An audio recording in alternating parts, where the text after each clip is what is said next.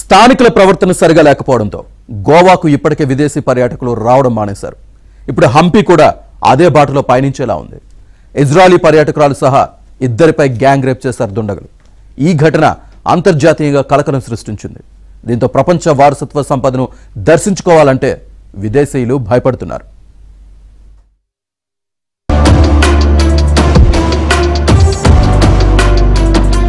ప్రపంచ వారసత్వ సంపదగా గుర్తింపు పొందిన హంపీని సందర్శించేందుకు విదేశీయులు ఆసక్తి చూపుతూ ఉంటారు. రాక్ సిటీగా పిలిచే హంపీలోని శిలల అందాలు ఫారినర్స్ ను ఆకట్టుకుంటాయి. అలనాటి శ్రీకృష్ణదేవరాయల వైభవం కళ్ల ముందు మెదలాడుతుంది. అలాంటి చోట ఒక ఇజ్రాయెల్ పర్యాటకురాలు స్థానికంగా హోమ్ స్టే నిర్వహిస్తున్న మరో మహిళపై 3 యువకులు అత్యాచారానికి ఒడిగట్టారు. ఇజ్రాయెల్కు చెందిన 27 ఏళ్ల మహిళ, కేరళకు చెందిన 29 ఏళ్ల స్టేట్ హోమ్ నిర్వాహకురాలు, అమెరికా వ్యక్తి డానియల్, మహారాష్ట్ర పంకజ్ పాటిల్, ఒడిషాకు చెందిన బిబాష్ హంపి సమీపంలోని తుంగభద్ర నది ఒడ్డున సేద తీరుతుండగా 3 యువకులు బైక్పై వచ్చారు. పెట్రోల్ కు డబ్బులు కావాలని అడిగారు. విదేశీ మహిళ వారికి 20 రూపాయలు ఇవ్వగా 100 కావాలని డిమాండ్ చేశారు. దీనికి నిరాకరించడంతో వాగ్వాదానికి దిగారు. రాళ్లతో దాడి చేశారు. 2 మహిళలు మినహా మిగిలిన 3ని తుంగభద్ర నదిలోకి తోసేశారు. నీటిలో పడిన 3లో డానియల్, పంకజ్ ఈదుకుంటూ ఒడ్డుకు చేరుకున్నారు. బిపాష్ నీటిలో మునిగి చనిపోయాడు.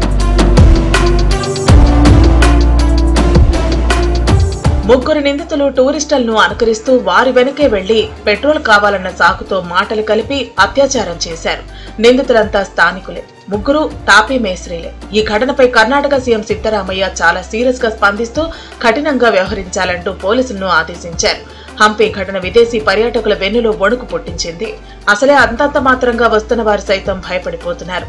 This month, 5 persons, 2 of them ladies and 3 men, were assaulted by 3 miscreants who had come there near Sanapur canal and had assaulted 3 men and had sexually abused 2 females also.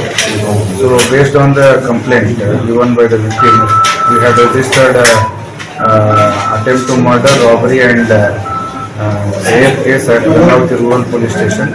And based on the information we have arrested 2 persons today. One of the person is Handi Mallesha alias Handi Malya.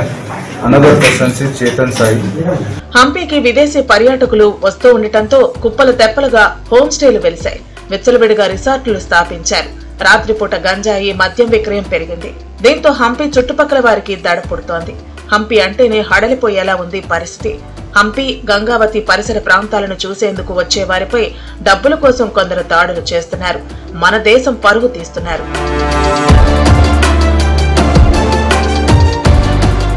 2016-17లో హంపీని 5.35 లక్షల మంది, వారిలో 38,000 మంది విదేశీ పర్యాటకులు రాగా ఇప్పుడు ఆ సంఖ్య వేలల్లోకి పడిపోయింది. దీంతో ఆక్యుపెన్సీ లేక టాక్సీ డ్రైవర్లు, హోటల్స్ యజమానులు ఇబ్బంది పడుతున్నారు. ఇప్పుడు ఈ ఘటన మూలిగే నక్కపై తాటిపండు పడ్డట్లయింది. ఫారెన్ టూరిస్టులు బుకింగ్స్ రద్దు చేసుకుంటున్నారు. ఇప్పటికే హోమ్ స్టేలు, హోటల్స్ లో ఉన్న వందలాది మంది ఖాళీ చేసి వెళ్లిపోయారు. గోవాలో లాగా హంపీలో నైట్ లైఫ్ లేదు. అదేవిధంగా డ్రింక్స్ కానీ ఈ నార్కోటిక్స్ కానీ లేవు. కాబట్టి దీనికి సంబంధం లేదు.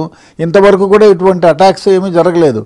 ఈ చిల్లరమూఖ వెధవలు మందు కొట్టేసి ఎవరన్నా తారసపడ్డారు కాబట్టి వాళ్ళు కావాలని వచ్చి చేసిందిగా కనపడతలేరు. వాళ్ళు ఏదో వస్తే వీళ్ళు ఏదో పాటలు పాడతా, రాత్రిపూట నిశ్శబ్దంగా ఉంటుంది అక్కడ. వాళ్ళు వచ్చి వీళ్ళ దగ్గరకు వచ్చి డబ్బులు కావాలని పెట్రోల్ పంప్ ఎక్కడుందని లోకల్ మహిళలను అడగడం, అందులో తెలుగు కన్నడ 2 మిక్స్ అయ్యి అడగటం. ఆమె ఏదో చెప్తే సో అంతటితో కాకుండా మొగోళ్ళని 3 మన రివర్లోకి తుంగభద్రలోకి నెట్టేయటం. ఆ తర్వాత వీళ్ళిద్దరిని మహిళల్ని పక్కకు తీసుకెళ్ళి వాళ్ళు రేప్ చేయడం. తర్వాత పారిపోయిన తర్వాత మరుసటి రోజు ఈ ఒరిస్సాకు చెందినటువంటి వ్యక్తి మృతదేహం లభ్యమవుతుంది. పోలీసు వాళ్ళు ఎఫ్ఐఆర్ కట్టారు. ఆల్రెడీ 4 మెంబర్స్ని అరెస్ట్ చేశారు.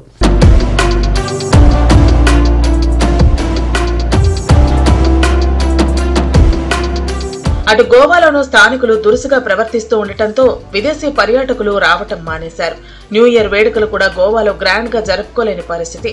అసలు గోవా అంటేనే పర్యాటకులు భయపడుతున్నారు. గోవాకి విదేశీ పర్యాటకులు రావటం 60% తగ్గిందని తేలింది. గోవా వాసులు రౌడీయిజం చేస్తున్నారన్న ప్రచారం బాగా జరిగింది. అక్కడికెళ్లే విదేశీయులపై దాడులు జరుగుతున్నాయి. దీంతో వెళితే తమపై దాడులు జరుగుతాయేమోనని టూరిస్టులు భయపడుతున్నారు. గోవాలో డ్రగ్ మాఫియా చెలరేగిపోతోంది. ఇక్కడ విచ్చలవిడిగా డ్రగ్స్ వినియోగిస్తూ ఉండటంతో చాలా మంది వెళ్లటానికి భయపడుతున్నారని సమాచారం. చాలా రాష్ట్రాల్లో నార్కోటిక్ బ్యూరోలు గోవా వెళ్లి వచ్చిన వారిపై ప్రత్యేకంగా దృష్టి పెట్టాయి. దీంతో ఎందుకొచ్చింది మనకిప్పుడు గోవా అనుకుంటున్నారు టూరిస్టులు. గోవాలో టాక్సీలు, క్యాబ్ల మాఫియా ఉంది. ప్రజల నుంచి విపరీతంగా ఛార్జీలు పెడుతున్నారు. రాత్రిపూట క్యాబ్ కావాలంటే వేలల్లో లాగేస్తున్నాయి.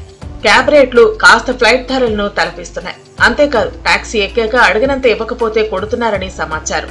తెలియని వారు గోవా వెళితే నిలువు దోపిడీ తప్పటం లేదు. దీంతో గోవా రావాలంటేనే విదేశీయులు వణుకుతున్నారు.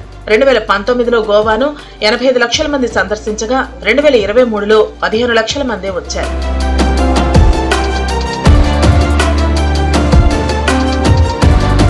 వివిధ మాఫియాల దెబ్బకు గోవా బ్రాండ్ ఇమేజ్ బాగా తగ్గిపోయింది. థాయిలాండ్, వియత్నాం, శ్రీలంక పర్యటన గోవా కన్నా చాలా చీప్ కావడంతో ఫారెన్ టూరిస్టులు అటు పెడుతున్నారు. ఇప్పుడు హంపీలోనూ అలాంటి పరిస్థితులే తయారయ్యాయి. అతిథి దేవోభవ అన్నట్లు పర్యాటకులను ఎంతో మర్యాదగా చూసుకోవాల్సిన అవసరం ఉంది. లేకపోతే టూరిజం గల్లంతవుతుంది. లక్షల మంది నిరుద్యోగులుగా మారుతారు.